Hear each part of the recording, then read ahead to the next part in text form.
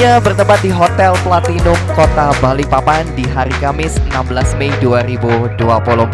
Pada siang hari ini bersama kita dapat hadir dalam keadaan sehat walafiat, tentunya dalam rangkaian acara Health Talk dengan tema Kenali Jantung Koroner di Usia Muda. Boleh kita kasih tepuk tangan yang paling meriah untuk kita semua hari ini. Selamat siang semuanya, saya Dr. Lindon. Untuk topiknya tadi udah dikasih tahu ya, mengenali penyakit jantung koroner di usia muda. Kenapa namanya koroner? Koroner itu berasal dari bahasa Latin ya, namanya corona. Jadi pembuluh darah yang melingkari jantung, mengelilingi jantung seperti mahkota. Ya, kalau kita lihat gambar yang di sebelah kiri itu perjalanan penyakitnya ini berawal dari kita masih muda, masih kecil bahkan. Jadi berjalan selama berdekade. Dan mulai muncul gejala saat pembuluh darah itu menyempit. Jadi jantung nggak dapat makanan, aliran darah yang cukup. Itulah saat mulai gejala. Padahal sebenarnya dia berproses sejak kita masih muda.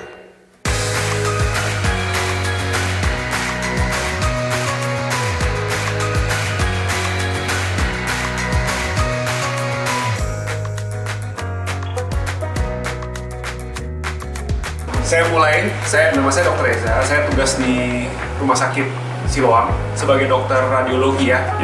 Mengenai topik yang ini ya, usia muda adalah masalah produktivitas sebenarnya. Jadi kalau kita udah terkena penyakit ini, itu apa sih yang pasti banyak imbasnya gitu.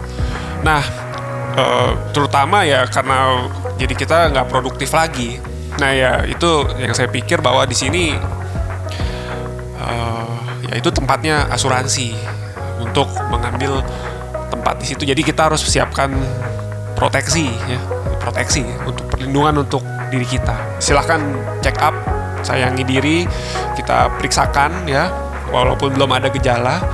Lalu tidak lupa kita juga harus memproteksi diri, proteksi pendapatan kita, keluarga kita ya.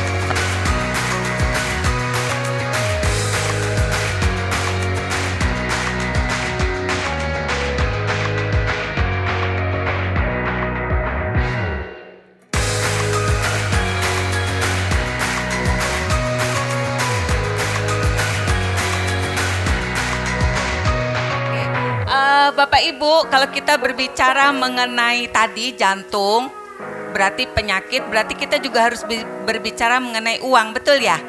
Nah itulah kenapa di sini dengan adanya Health Talk juga dikaitkan dengan Allianz, karena kita juga harus sadar yang namanya mengelola keuangan, Bapak Ibu.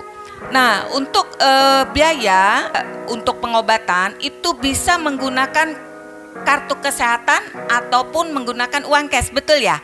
Nah, kalau kartu kesehatan itu kita bisa dapatkan dari, mungkin kalau Bapak Ibu kerja di kantor ada ya, asuransi dari kantor ya.